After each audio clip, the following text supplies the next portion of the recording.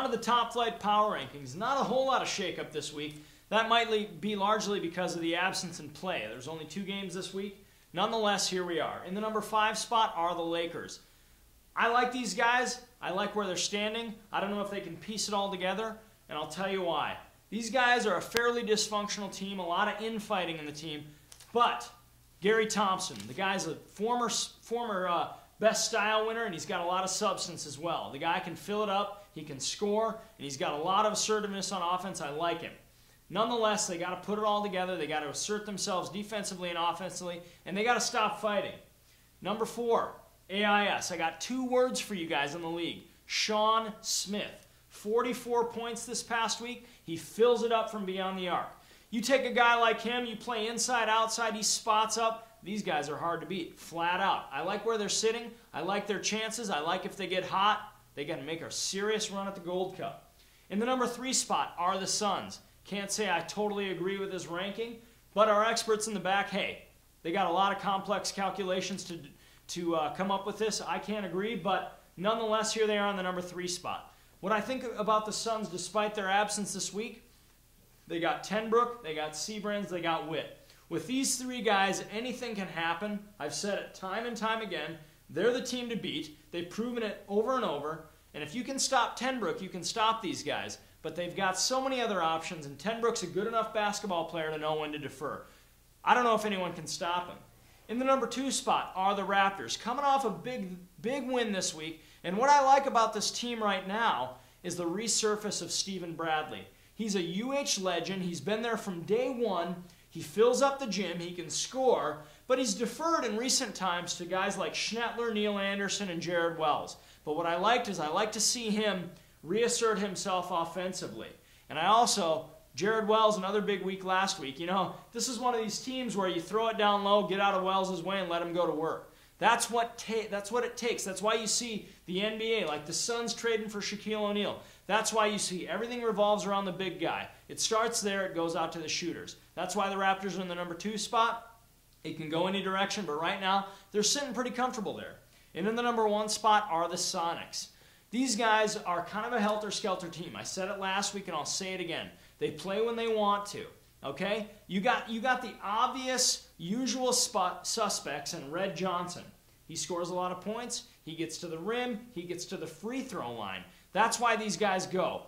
But I'm gonna, and you know, obviously Ken Maxey is always a factor. He's an absolute stalwart down low. He gets it in the post. He can do what he wants. But I'm gonna talk about a little X factor here, and I'm talking about veteran leadership. And that's what it takes sometimes to win this Gold Cup. And I'm talking about a guy named Mike Doss. The guy's a silent assassin. He can shoot from beyond the arc. You get it down to Maxey, he kicks it out. That's 3 versus 2 points. Watch out for these guys. Not only is he going to bring the crucial 3 when it matters the most, he's going to bring that leadership in the huddle. And that's what matters when we come to playoff time. Watch out for these Sonics. They're number 1 right now, and if they come to play every week, they're going to stay there. The competitive division power rankings, some shakeup this week. The Warriors falling to the 6th spot. So now we're not talking top 5 yet, but we're talking about a team that's always been top 5. So a lot of shakeup getting them out of the top 5. Now's the time for this team to get their wake-up call truly entered into the playoffs. Getting beat by the Generals last week really made a lot of people ask a lot of questions about that squad. So stay tuned, see how they recollect. But I guarantee playoff time, like I said 2 weeks ago, this team's going to be ready. It's just when are they going to be ready? In the 5th spot, Mavs 2.0, drop with a loss. Eric Ritter and Barani Johnson are literally the key to this team. Everybody else is playing nice roles. Marshawn Johnson, as we previously mentioned, great rookie of the year. Alan Arnold coined his name as the future. So the future of this team and the league could be Marshawn Johnson. The kid's a freak athletically. Stay tuned to his play coming up. In the 4th spot, the Generals, moving on up. They were in that 5th spot, and they were out of it, but they're back there with a victory over the Warriors. They handed it to them, and Matt Krebs is Mr. Big in the middle with 17-5 in last week's win. In the 3rd spot, a lot of controversy around this team last week. Team dive. Johnny Webb dropping 12 three-pointers. Would have been an Ultimate Hoops record. Get online. Tell us what you think in the poll. I voted today because it says, what do you think? Should or should he not be able to have the record? Because they only played 4 players with the Celtics. And I don't know. I think with the Celtics, the way that they're moving right now, it's just developing these people for other feeder teams.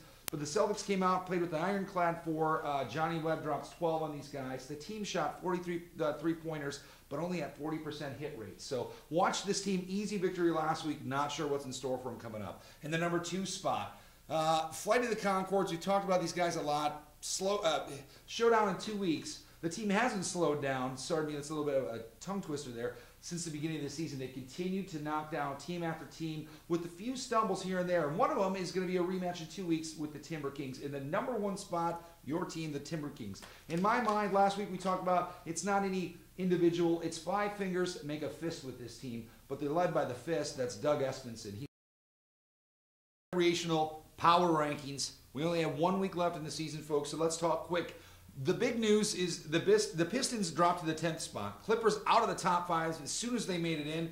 And the Sonics out as well with dismal shooting. Now, don't forget this team, LBLCL. Folks, people were counting them out of the race already 2-3 weeks into the season, but they're here. They're in the 8th spot. Let's go top 5. In the 5th spot, the Nuggets. Lockhart and Selnow, a powerful 1-2 punch. One all-star and one certainly capable of it. They need to continue the inside and outside game. And what I mean when I talk about inside and outside, it's not your typical postman kicking out to the guard play. Lockhart can drive, collapse the defense, kick it out to Selnow. If he's not there, Seattle Miller is a proven three-point shooter as he's come up pretty close in a couple three-point contests in the last couple of seasons. Moving on to the 4th spot, the Spurs haven't beat a team with a winning record. Very important stat. The 2 Dans both get all-star nods after pleading their case in an interview with Isaac Vogel last week. So they got the attention of the league. Now it's time to take the attention on the court. I'm predicting an upset in the final week that could draw the Spurs into the 5th to 8th team ranking in the playoffs. Cavaliers over the Spurs this week. I'm just making a guess because the Cavaliers have shown that they need to get in the playoffs, and without a win, they could be out. In the 3rd spot, the Bulls had a chance to hang out with this team, and they're a very solid collective of guys. That's what I like about this team. Everybody communicates. The camaraderie is awesome. This team's rolling into the final week. This team has as much momentum as any other team I've seen in the rec league coming to the end of the season. They're hitting it hot at the right time. Look for these guys to be going deep into the playoffs. In the 2nd spot, the Madmen, 6-1. The team had fun last week. That's the key to this team, is when they can have fun and play basketball without turning it over, they really light up the gym. Ronnie Johnson, rookie, snuck in some great play in the final minutes of the game. And then Tim Thompson, keep him in mind for Rookie of the Year. You're going to watch those stats. This guy's putting up 15 points and about 15 rebounds every game. And in the number 1 spot, the Timber Puppies. They had a forfeit last week and a bye week this week and then all-star break. Will this team be able to sustain the momentum, or will they focus on the glitz and glamour of All-Star Week?